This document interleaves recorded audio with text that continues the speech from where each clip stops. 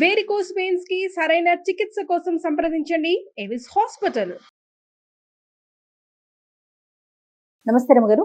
నమస్తే జయ. రమగారు, మనకి మార్గశిర మాసంలోకి వెళ్ళబోతున్నాము. ఇందులోనే ధనుర్మాసం కూడా ఉంది. ఈ మాసం యొక్క విశిష్టత?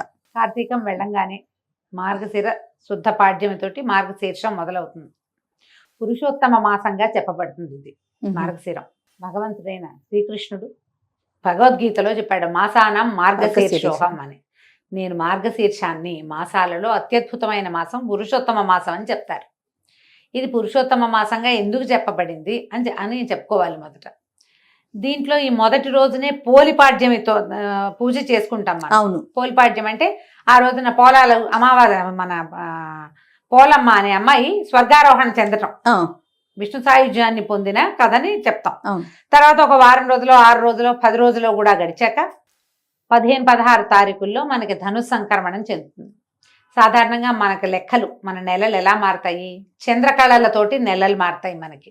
చాంద్రమానం ప్రకారం సౌరమానం కూడా మనం చేస్తాం ఒకటి, కానీ ఆ సౌరమానం లెక్క ప్రతిరోజు ప్రతి నెల మనకు ఉండదు. చంద్రుడితోటే మన నడక ప్రతి నెల చంద్రుడితోటే మారుతుంది. చంద్రుడు ఏ నక్షత్రంతో కూడి ఉంటాడో ఆ నక్షత్రపు పేరునే ఈ నెలలకి ఇవ్వడం మనకు అలవాటు. చిత్తా నక్షత్రంతో కలిసినప్పుడు చైత్రము, చైత్రం తర్వాత విశాఖ నక్షత్రంతో కలిసినప్పుడు వైశాఖము, జ్యేష్ఠతో కలిసినప్పుడు జ్యేష్ఠ మాసము. ఇట్లా లైన్. ఓకే. ఈ పూర్వాషాఢ, ఉత్తరాషాఢ ఉన్నాయి కదా. పూర్వాషాఢతో కలిసినప్పుడు ఆషాఢ మాసము, తర్వాత శ్రవణంతో కలిసినప్పుడు శ్రావణము. ఇట్లా అయితే ఇలా వెళ్ళినప్పుడు ఈ లెక్కల్లో మనం మాసాలని అనుసరిస్తూ శ్రావణము, భాద్రపదము, ఆశ్వీజ, కార్తీక మాసాలు జరుపుకున్నాం. కార్తీకంలో ఆ విశేషమైన విష్ణు సేవ, శివ కైంకర్యాలు జరుపుకున్నాం.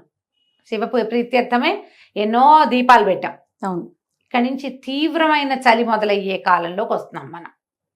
ఇది నా మార్గశిరంతో మొదలవుతుంది. అయితే ఈ మార్గశిరంలో ఒక 15 రోజులు గడిచాక ఇంచుమించు పౌర్ణమికి అటు ఇటుగా సూర్య సంక్రమణం చెందుతాడు. సూర్యుడు ఇప్పుడు చంద్రుడు ఏం చేస్తాడు? ఆయన కళలు పెరిగినప్పుడు తిథులు పెరిగి, కళలు తగ్గినప్పుడు మళ్ళీ తిథులు తగ్గి అదే పేర్లతోటి వస్తాయి. ఎట్లా? పాడ్యమి, విద్యా, తదియా, చవితి, పంచమి, షష్ఠి, సప్తమి, అష్టమి, నవమి, దశమి, ఏకాదశి, ద్వాదశి, త్రయోదశి, చతుర్దశి, పౌర్ణమి.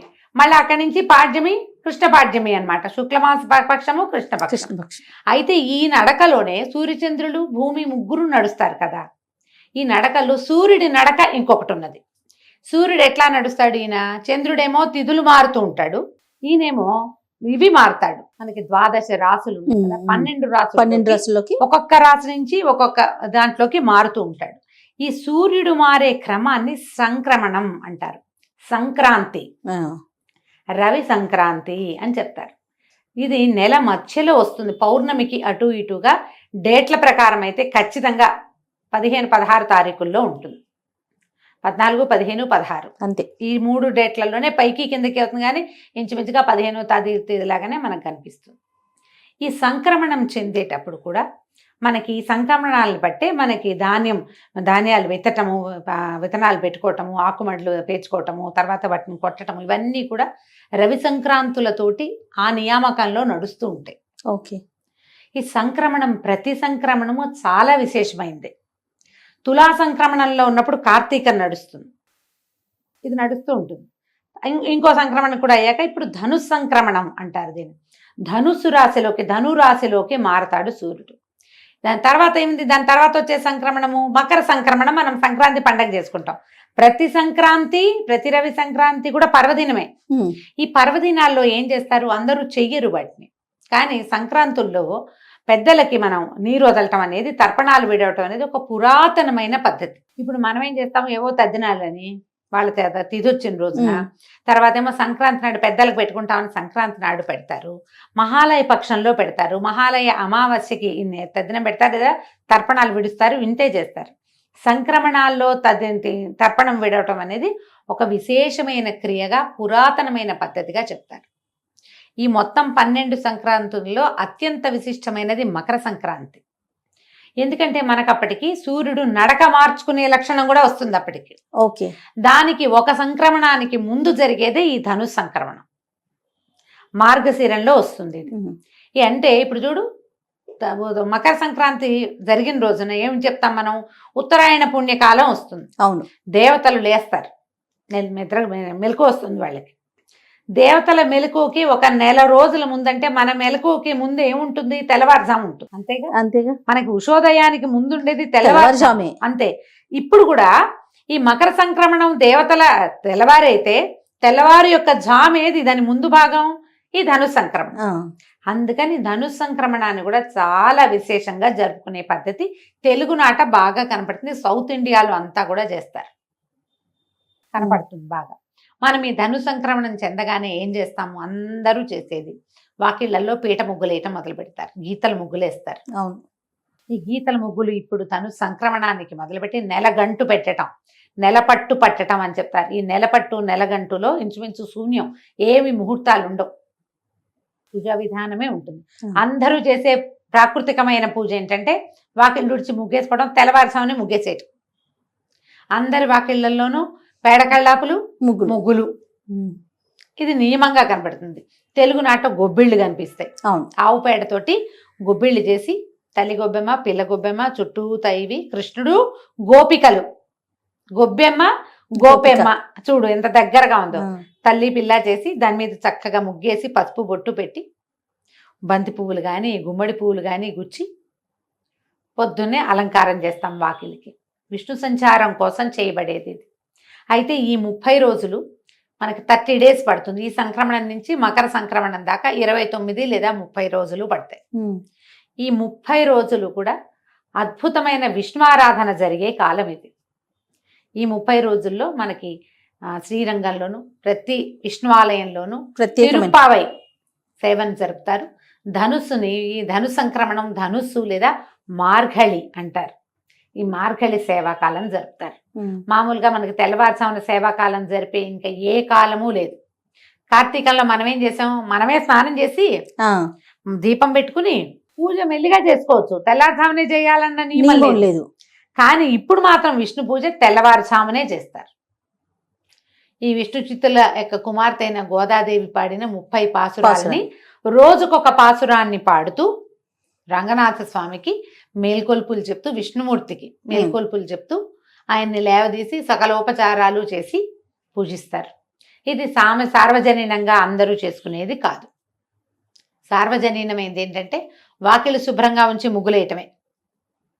ఎందుకంటే మకర సంక్రమణానికి మరుసటి రోజున వచ్చే కనుమ నాడు బలిచక్రవర్తి భూమి మీదకి వస్తాడు. ఆయన స్వాగత సత్కారాల కోసం మొదటి మెట్టుగా నెల రోజుల ముందే మనం ఈ ముగ్గులు మొదలు పెడతాం. బలి రావడానికి బలిని భూమికి పట్టించినటువంటి మహానుభావుడైన సర్వవ్యాపకుడైన విష్ణువుని పూజిస్తాము ఈ నెల రోజులు. అవకాశం ఉన్న వాళ్ళు పూజించుకోవచ్చు. ఈజీ మెథడ్ ఏంటంటే దేవాలయానికి వెళ్ళడం, చక్కగా దద్దోజనమో చక్కెర పొంగలో ప్రసాదంగా తెచ్చుకోవటం. ఈ నెల రోజుల సేవాకాలము అన్ని విష్ణువాలయాల్లోనూ విశేషంగా జరుగుతుంది. శ్రీ వైష్ణవుల ఇళ్లలో కూడా చేసుకుంటారు. వైష్ణవ మఠాలు, పీఠాలు అన్ని చోట్ల కూడా విష్ణువారాధన క్రమం సాగుతుంది. పాసురాలు చెప్పుకుంటారు. ఈ గోదాదేవి కథ విశేషంగా మనం వింటాం. ఈ నెల రోజుల్లో తిరుమలలో కూడా స్వామివారికి సుప్రభాత సేవలో సుప్రభాతం బదులు తిరుప్పావైనే వినిపిస్తారు. తిరుప్పావైతోటే స్వామిని నిద్రలేపుతారు. అది విశేషంగా కనపడుతుంది. మనం ఇవన్నీ ఏం చేయలేం. తిరుప్పావై ద్రవిడ భాషలో ఉంటుంది, మనకి రాదు, అర్థం కాదు. పొద్దున లేచి వాకిట్లో ముగ్గేసుకోగలం కదా, అంతేగా. ఆ వాకిట్లో ముగ్గేయడానికి మీరు స్నానం చేయక్కర్లా, స్నానం చెప్పలా. సాధారణ జీవులకి స్నానం చెప్పలేదు. వాకిలి ఉడిచి చక్కగా ముగ్గేసి కళ్ళాపు జల్లి ముగ్గేసి తర్వాత మీరు స్నానం సంధ్య తెమిల్చుకోవచ్చు, ఏం తప్పలేదు. ముగ్గేయటానికి కూడా స్నానం చేయాలని నాకు తెలియదు జయ. అదేలేండి, నాకు తెలియదు. ముగ్గేయటానికి కూడా, వాకిళ్ళు తుడటానికి కూడా, గొబ్బిళ్ళు పెట్టడానికి మేమైతే గొబ్బిళ్ళు పెట్టడానికి ముందు స్నానం చేసేవాళ్ళం కాదు. ఊళ్ళల్లో ఎవరైనా స్నానం చేసి గొబ్బిళ్ళు పెడతారని నేనైతే వినలేదు, నాకు తెలియదు. మీరు ఎవరైనా అలాంటి విధానం ఉంటే అమ్మా ఖచ్చితంగా పాటించండి. జోహార్లు మీ ఓపిక, మీ పద్ధతులకి. నాకు తెలీదు, మేము అలా చేయలేదు. ఎన్నేళ్ళో పెట్టాను జయ గొబ్బిళ్ళు నేను. మాకు అవకాశం ఉంది, పల్లెటూరు కదా, గొడ్లున్నాయి, ఆవులున్నాయి మాకు. చక్క పాలేళ్ళు ఆవు పేడ తీసి పెట్టేవాళ్ళు, పొద్దున్నే లేచేసేవాళ్ళు. ఎందుకు ఈ కాలం ఇంత ప్రత్యేకం అంటే ఇవి మనకైతే పంటల కాలం. ఈ గొబ్బిళ్ళు పెడితే ఈ గంగిరెద్దుల వాళ్ళు రావటము, హరిదాసులు రావటము, పొద్దున్నే ఆ మంచుని చీల్చుకుంటూ వచ్చేవాళ్ళు. విపరీతమైన పొగ మంచు, తెల్లవారు డిసెంబర్ అనేసరికల్లా ఇంకేముంది, పొగ మంచే కదా. అవును. ఆ మంచులో ఆ చల్లదనానికి ఈ పని చేయటం మంచిది ఆరోగ్యానికి. బహుశా ఉమ్. స్త్రీ ఆరోగ్యానికి మంచిదని ఇవి పెట్టారేమో అనుకుంటా నేనైతే. దాన ప్రక్రియ విశేషంగా చేస్తారు. ఈ ఒడ్లు బియ్యము ఇల్లు చేరతాయి. ఉమ్. అందరికీ ఒడ్లు, మన వైపంతా వరే కదా. అవునవును. ఇల్లు చేరేసరికి అలా వచ్చిన వాళ్ళందరికీ తలా ఒక దోసెడు గుప్పెడు చొప్పున బియ్యము ఒడ్లో ఇచ్చేవాళ్ళం. గుమ్మడికాయలు కాసేవి గుమ్మళ్ళు ఇచ్చేవాళ్ళు బాగా. ఈ కాలం అంతా కూడా దాన ప్రక్రియకి చాలా మంచిది. మీరు ఆహార ధాన్యాలు ఏవైనా సరే, ఇప్పుడున్న కాలాన్ని బట్టి సిరిధాన్యాలు కూడా ఆహార ధాన్యం కిందే లెక్క కదా మనకి. ఉమ్. అవైనా సరే దానం చేయండి. ఓ. విశేషించి గుమ్మడి పళ్ళు ఉమ్. అవి కూడా చాలా మంచివి. తర్వాత ముందుకి పళ్ళు దానం చేయటం, ఖర్జూర పళ్ళు, రేగు పళ్ళు అలాంటివి దానం చేయటం చాలా మంచిది. ఇవన్నీ ఆరోగ్యానికి మంచిది, ఇహపరాలకి ఉపయోగపడేవేనమ్మా మన అంతేగా. పండుగలన్నీ. అయితే ఈ పర్వదినాలుగా చెప్పబడేటువంటి ఈ ధను సంక్రమణ దినాలన్నీ కూడా కుదిరితే ఏదైనా ఒక విష్ణువాలయాన్ని దర్శనం చేయండి. ఏ శ్రీరంగమో రంగనాథ స్వామిని చూడగలిగే అవకాశం లభిస్తే చక్కగా. మహతరం జన్మధన్యం అయిపోయినట్టే. అవకాశం కుదిరితే అన్ని చోట్ల జనం బాగా పుష్కలంగా ఉంటారు. ధనుర్మాసంలోనే మనకి గీతా జయంతి అవన్నీ వస్తాయి. అవును. గీతా జయంతి కొంచెం ముందే ఏకాదశికే వచ్చేస్తుంది, మార్గశిర మాసంలో వస్తుంది. అయితే ఇప్పుడు ధను సంక్రమణం మనకి మార్గశిరంలో వస్తుంది. మార్గశిరంలో ఇంకా విశేషంగా చేయవలసినవి ఏంటంటే ఈ పాడ్యం చేసాం, పోలి పాడ్యమి, సుబ్బారాయి షష్ఠి ఒకటి చేసుకుంటాం. అవును. ఎవరైతే నాగుల చవితి నాడు పాలు పోయలేదో వాళ్ళు వాళ్ళు సుబ్బారాయి షష్ఠికి పాలు పోసుకోవచ్చు. సంతానం లేని వాళ్ళు, సంతాన కోసం ప్రయత్నం చేస్తున్న వాళ్ళు కూడా ఈ సుబ్బరాయ షష్ఠి నాడు సుబ్రహ్మణ్యుడిని తలుచుకుని షష్ఠి పూజా విధానాన్ని ఏదైనా మొదలు పెట్టుకోవచ్చు.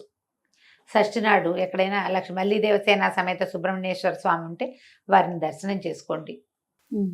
సుబ్రహ్మణ్య అష్టకం చదువుకోండి. సుబ్రహ్మణ్య భుజంగ ప్రయాతం అనే ఒక స్తోత్రం దొరుకుతుంది. అలాంటివి ఏమైనా చేసుకోవచ్చు. ఓకే. షష్ఠి తర్వాత ఇంకా ముందుకెళ్తే గీతా జయంతి వస్తుంది, ఉమ్. తర్వాత ధనుర్మాసం వస్తుంది. ఇలా మనం మార్గశిర మాసాన్ని ముందుకు తీసుకెళ్తాము. మీ అవకాశాన్ని బట్టి ఎంత చేయగలిగితే అంత చేసుకోవటమే. తప్పకుండా రమ్మగారు. నమస్తే. నమస్తే జయ.